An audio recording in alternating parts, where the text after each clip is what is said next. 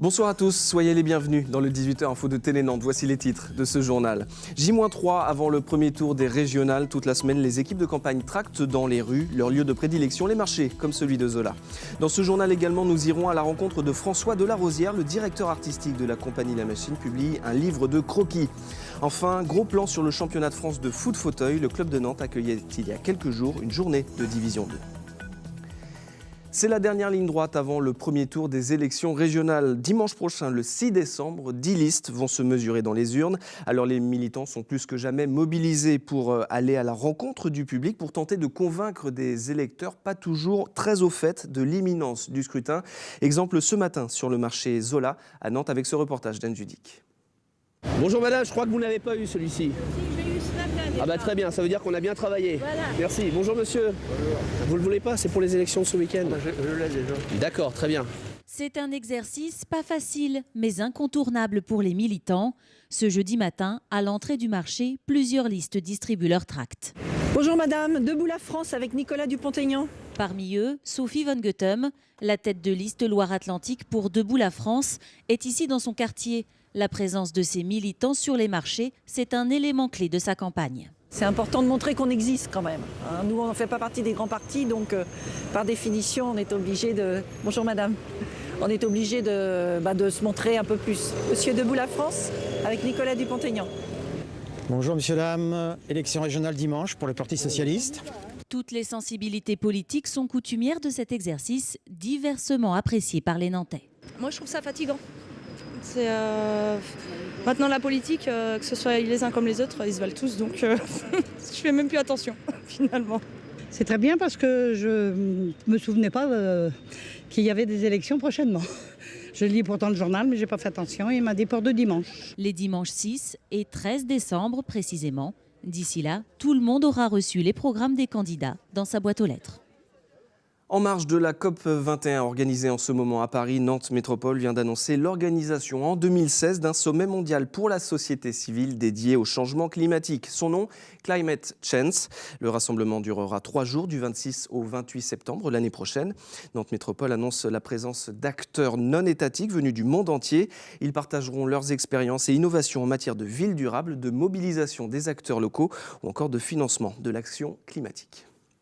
François Delarosière est le créateur en chef de la compagnie La Machine. En 16 ans, il a conçu un bestiaire devenu incontournable à Nantes. Et la source de son imagination est loin d'être tarie. Pour la partager avec le public, il publie un livre.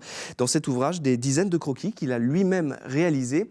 Notre journaliste Éric Egon est allé à la rencontre du directeur artistique de La Machine. Ils ont évoqué ce livre, mais également un projet compliqué, celui de l'Arbre au Héron, que la mairie vient de repousser sine die. Regardez.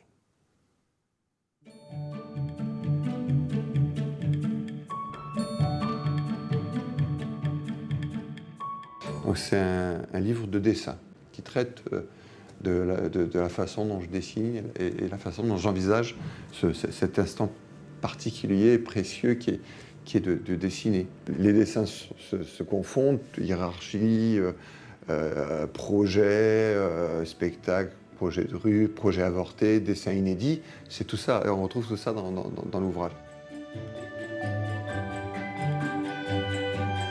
Pour moi, ce qui compte le plus, c'est pas le résultat, c'est le processus.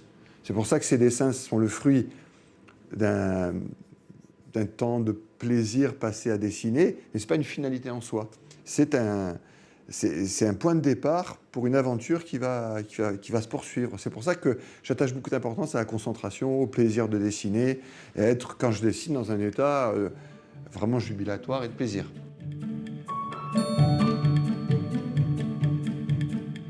Le dessin formalise une idée, une envie, un rêve, et il arrête un petit peu l'histoire et le temps, et il se pose comme une espèce comme un témoin du moment où j'ai passé à le faire, de l'histoire que j'ai voulu raconter en dessinant, et tout ça c'est contenu dans le dessin. C'est pour ça que ce livre, c'est une espèce de mélange de moments de vie, quoi.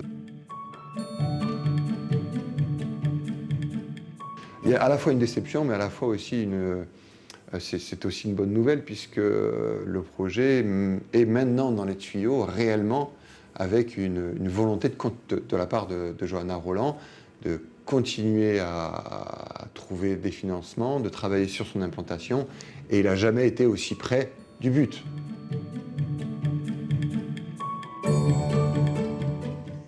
Et ce livre, Bestiaires, Machines et Ornements, sera présenté en avant-première demain soir, vendredi, sur le site des Machines de Lille, bien sûr. François Delarosière dédicacera son recueil à partir de 18 h. Une cinquantaine d'exemplaires seront vendus. Après 9 matchs sans défaite, le HBC Nantes a rechuté ce mercredi soir à Nîmes. Les joueurs de Thierry Henty se sont inclinés 29-26. Florian Delcroix est le meilleur buteur nantais de la soirée avec 6 buts à son actif. Le gardien nantais Mathias Schulz est passé à côté de son match avec 7 petits arrêts. Le H redescend à la 8e place du classement de D1. Et par ailleurs, le club connaît désormais ses adversaires pour la phase de groupe de la Coupe EHF. Les Violets seront opposés aux Hollandais d'OCI Lions, aux Danois d'Holstebro et aux Allemands de Göppingen. Et dernière info pour le H, le recours déposé après le match nul à Montpellier a été rejeté. Les Héroltais avaient fait jouer un joueur non inscrit sur la feuille de match. Et autre résultat de la soirée, cette fois en basket féminin, le Nantes-Rezé Basket s'est incliné à Venise pour le compte de la 4e journée de l'Eurocoupe. Le score 69-59 en faveur des Italiennes. C'est la première défaite en Coupe d'Europe de la saison pour les protégés d'Emmanuel Querrer. Résultat au classement, les Nantes-Eurosiennes perdent leur place de leader. Elles sont désormais 2e à égalité de points avec les Allemandes de Wasserburg. Prochain match des déferlantes en Coupe d'Europe la semaine prochaine, le mercredi 9 décembre. Ce sera à domicile justement face aux Bavaroises. Le FC Nantes se déplace en Corse ce week-end pour affronter l'une des équipes en forme de Ligue 1. Au fond du trou, à la mi-octobre, le Gazélec d'Ajaccio a remporté 5 victoires lors des 6 dernières journées. Méfiance donc pour le FC Nantes qui lui reste sur 3 matchs sans inscrire le moindre but. Je vous propose d'écouter Michel Derzakarian et Maxime Dupé. Vous allez l'entendre, le FCN reste sur ses gardes avant ce match. Ils sont très solides et ils ont de la vitesse devant, de la vitesse puissance. C'est une équipe très athlétique et qui joue bien au ballon. Je pense qu'elle en surprend plus d'un. C'est vrai qu'au bout de la 4e ou 5e journée, on les voyait déjà en Ligue 2 avec 3 aussi.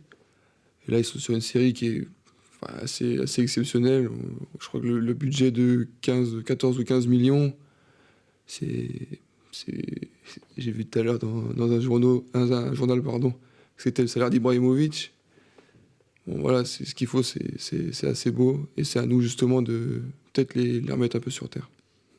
Le week-end dernier, le Palais des Sports de Beaulieu accueillait une journée du championnat de France de foot fauteuil. Cette discipline handisport a sa division d'élite et le Nantes Foot Fauteuil espère l'intégrer dès la saison prochaine. Et le club est d'ailleurs bien parti car après 6 rencontres, il est actuellement leader de division 2. Je vous propose donc de découvrir le foot fauteuil avec ce reportage d'Anne Judic.